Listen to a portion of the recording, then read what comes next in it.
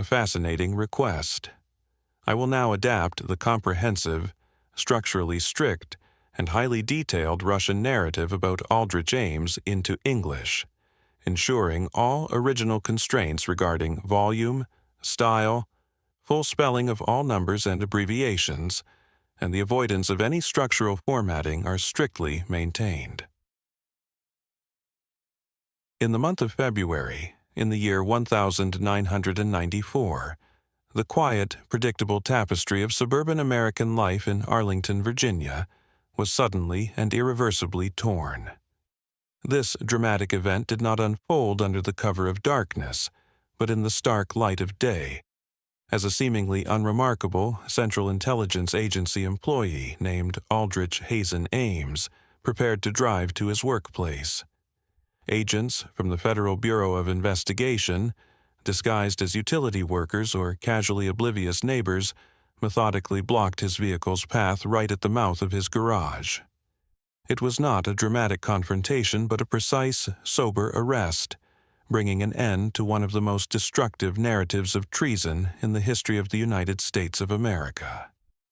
At that moment, Ames seemed to realize that the very routine, which had served as his most reliable camouflage for almost a decade, had finally turned against him, sealing his fate. According to declassified data from the Committee for State Security, the history of Aldrich Ames was not that of a classic illegal agent, trained since childhood in deep cover. His road to betrayal began in the year 1985, when he, already a veteran employee of the Central Intelligence Agency, voluntarily approached Soviet representatives in Washington. His motivation was, upon sober analysis, not ideological, but rather prosaically mercenary: insurmountable financial problems, compounded by a stalled career.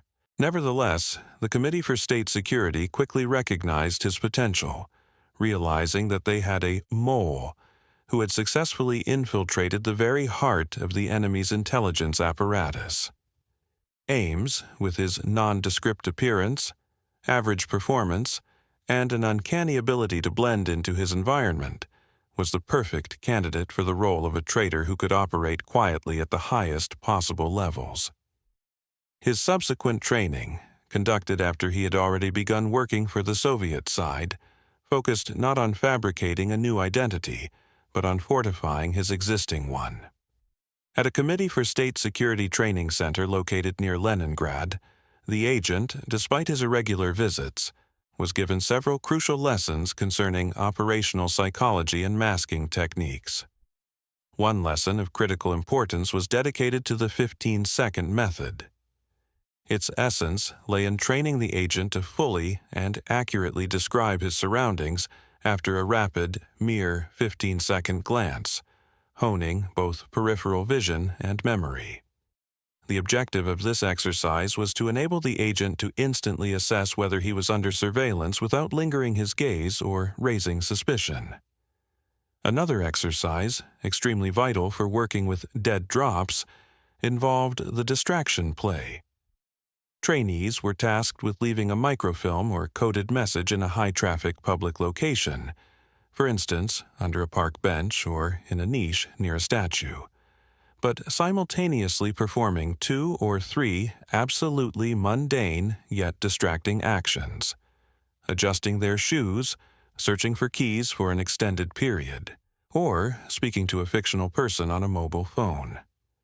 The goal was to convince any observer that they were simply a person preoccupied with personal matters, not a spy setting a dead drop.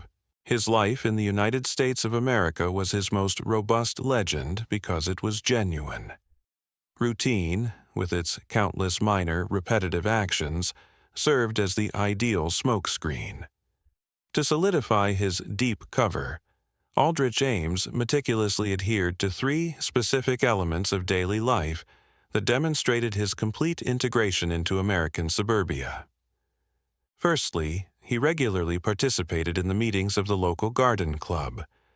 This provided him with a legitimate reason to purchase gardening tools and supplies, which he could innocently use as cover for operational necessities, while simultaneously building a positive image among his neighbors. Secondly, on the third Saturday of every month, he visited his family dentist in Georgetown. This was not only a necessity but also a reliable alibi. Who would suspect a spy so meticulously concerned with the health of his teeth? And thirdly, he volunteered to assist in organizing the school's annual autumn carnival, in which his son participated. This activity, centered around his child, projected the image of a responsible father and citizen, deflecting any potential suspicion of clandestine activity. This tension between duty and facade manifested one evening when his wife, Rosario Casas Dupuy, who was aware of his activities but often in agonizing ignorance of the specifics, inquired about his mood. "You came home late today, Rick. What happened at Langley? You look like you just shuffled files all day. The same old boredom?" she asked as they sat in the living room, the television running softly in the background. Ames, clutching a glass of whiskey, responded, looking not at her, but at the flickering screen. "Boredom, Rosario, is our best friend. If they think I'm boring, they stop seeing me. You understand? The most dangerous thing is to be interesting." Rosario set her magazine down. "I understand the boredom, but I don't understand why you're so distant tonight. When are you coming back? Not from work, but back here, to us."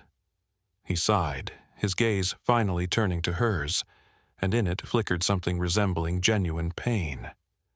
"I am here, Rosario. I am always here."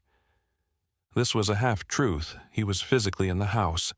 He played the role of husband and father, but his true, financially secured life, the one that allowed them all to live in comfort, belonged to a completely different foreign power. The internal strain was almost palpable. He knew that every smile, every kiss was part of a complex, monumental lie. Yet he had also begun to feel something for his family that went beyond mere cover. The method of information transfer employed by Ames was an example of sophisticated, yet low-tech tradecraft. One such operation, involving the transfer of critically important data concerning the American defense industrial complex, took place in late 1987. Preliminary preparation. A week before the operation, Ames manually copied and then photographed the most valuable documents in his office at the Central Intelligence Agency. He utilized a miniature pocket camera disguised as a cigarette lighter to capture high-contrast microfilms. At night, in his basement, under the guise of developing photographs for the Garden Club, he processed the film and encrypted key operational details using a simple yet robust one-time pad cipher, the key for which had been provided to him earlier. The resulting microfilm, the size of a postage stamp, was carefully sealed in a thin plastic capsule, which he then concealed inside a hollowed-out key to his work car. Route and surveillance check. On the morning of the operation, he took a day off, citing toothache, his dental alibi. He boarded a bus heading to the northern part of Washington. The route was planned to include 3 sudden transfers and a walk through 2 busy shopping centers. Throughout the route, he meticulously scrutinized his reflections in store windows and the rearview mirrors of the buses to confirm the absence of tails. This was his daily 15-second exercise in action. Exact description of the dead drop. The dead drop was situated in a secluded area of Rock Creek Park, far from the main trails, near an abandoned, moss-covered cast-iron telephone booth that had been out of service for several years. Ames, feigning a sudden need to urinate, approached the booth. The capsule containing the microfilm was not left in the ground, but inside a small, inconspicuous niche formed by a chipped piece of cement at the base of the old cast-iron pedestal supporting the booth. He covered it with 3 small pebbles and a dry oak leaf, ensuring that to a casual observer, the spot looked undisturbed. Brush pass. Contact. Immediately after arming the dead drop, Ames proceeded to the Old Abbey coffee shop on Connecticut Avenue, where he had a prearranged brush pass contact with his Committee for State Security diplomatic handler. The handler, dressed in a dark, slightly rumpled suit, sat at a window table, reading a newspaper in the Russian language. Ames approached, placed his briefcase on the table in front of him, and delivered the coded phrase, which had a double meaning. "I had a very unpleasant hour with my dentist. He says it's a bad filling." The handler, without even looking up from his newspaper, replied, "Fillings often fail. It's good that you took care of it before it was too late." This phrase confirmed that the handler had received the signal and was ready. Ames retrieved his briefcase and departed. On his way back, he made a stop at his newspaper box and drew a subtle, agreed-upon chalk mark, indicating that the dead drop was charged. In February of the year 1994, as the Federal Bureau of Investigation began tightening the noose around Aldrich Ames, he was close to receiving his emergency signal. He sensed that his financial windfalls, which had already resulted in the purchase of an expensive house and a luxury car, had become far too obvious for the analysts investigating the disappearance of American agents he had betrayed.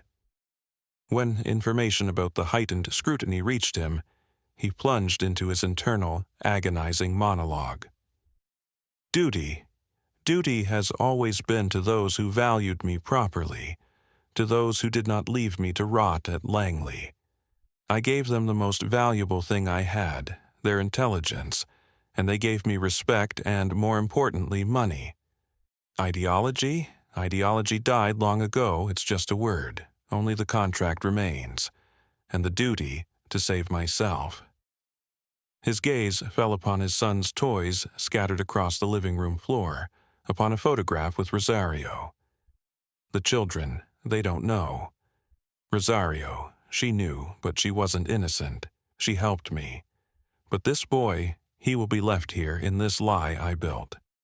If I take him, he will be an eternal hostage. To leave him here may be the only honest act I can perform. It's not betrayal, it's protection. I must disappear so they can live a normal life when I am gone. His escape plan, which was never realized due to his sudden apprehension, was complex and multi-staged, designed to maximally confuse his trail. It was supposed to begin with a simple bus ride from Arlington to Philadelphia, where he was to spend the night in a cheap, inconspicuous motel, using counterfeit documents he himself had created. From there, under a different name, he planned to take a flight to Mexico City, utilizing a vacation alibi. In Mexico City, he was to spend only a few hours before boarding a direct, previously agreed-upon flight to Havana, Cuba. Only after that, using diplomatic channels, did he expect to be transported to Moscow. It was a long, grueling route, intended to preclude direct tracking by the Federal Bureau of Investigation and secure him political asylum. But he failed to complete even the first stage. Investigators later established that this man, who had so devotedly served Soviet and subsequently Russian intelligence, was stopped not by brilliant operational work, but by a simple, irrefutable piece of evidence: his standard of living, which was utterly inconsistent with his official salary. Ames's betrayal cost the lives of dozens of United States of America agents and inflicted irreparable damage on national security. The question that remains unanswered for many concerns the true nature of his motivation. What ultimately prevailed, the cynical duty to the Committee for State Security, which provided for him financially, or that faint yet real human attachment he felt for his wife and son? Looking at his subsequent actions, his arrest alongside his wife and the leaving of his son on American soil, the answer seems sober and brutal. Money and the pragmatic desire to save his own life prevailed. The duty to his country, his colleagues, and ultimately his family was ruthlessly sacrificed by him.